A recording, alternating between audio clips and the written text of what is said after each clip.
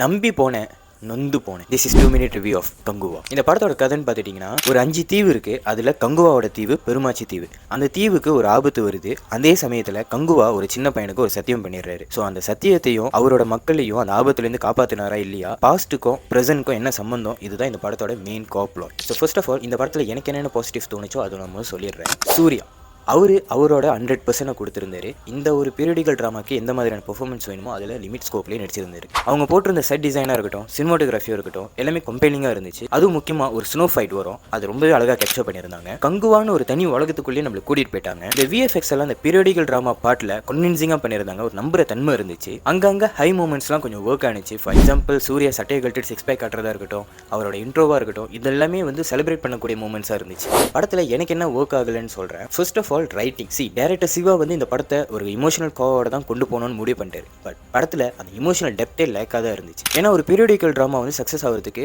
நல்ல action set pieces இருந்தால் மட்டும் பத்தாது, ஒரு நல்ல இமோஷனல் வேல்யூவும் இருக்கணும். இவங்க கிட்ட ஆக்ஷன் செட் பீசஸ் மட்டும் தான் இருக்கு. இதில் இமோஷனல் வேல்யூவும் கொஞ்சம் ஸ்ட்ராங்காக இருந்துச்சுன்னா இந்த படத்தை இன்னும் கொஞ்சம் சக்ஸஸ் ஆகிருக்கும். And secondly sound design. படம் ஆரம்பிச்சதுலேருந்து முடிகிற வரைக்கும் ஓவர் நாய்ஸியாக இருந்துச்சு. கொஞ்ச நேரம் கங்குவான்னு கத்திக்கிட்டே இருக்காங்க. அது கொஞ்சம் இரிட்டேட்டிங்காக இருக்கு. பார்க்குற ஆடியன்ஸ்க்கு அதுவே கொஞ்சம் டயர்டாக இருக்கு. பாபி டியோல் அவரை வில்லனாவே ஃபீல் பண்ண முடியல. ஏன்னா ஒரு வில்லன்னா அவர் மேலே ஒரு கோவம் வரணும், இல்லை அவர் பார்த்து பயப்படும். இது ரெண்டுமே இல்லை. அவரோட கேரக்டரைசேஷனே ரொம்ப வீக்காக இருந்துச்சு. அண்ட் ப்ரெசென்ட் போர்ஷன் ரொம்பவே சைல்டிஷாக இருந்துச்சு. விஎஃப்எக்ஸாக இருக்கட்டும், பெர்ஃபார்மன்ஸாக இருக்கட்டும், கிரிஞ்சான காமெடிஸாக இருக்கட்டும், என்னத்துக்கு டிஷா பத்தனி வந்தாங்கன்னு தெரியல. இவ்வளோ பெரிய கேன்வாஸை வச்சுட்டு ஏன் அந்த 25 நிமிஷம் வேஸ்ட் பண்ணாங்கன்னு தெரியல. ப்ரெசென்ட் போர்ஷனில் ஒரு லேபை காட்டுறாங்க ரஷ்யாவில். அண்ட் அதில் ஒரு பையன் தப்பிச்சு போகிறான்னு காட்டுறாங்க.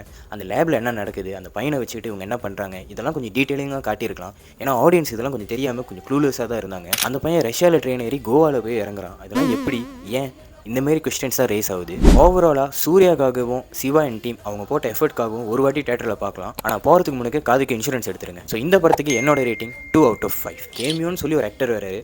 I really feel sorry for the actor. நன்றி, வணக்கம்.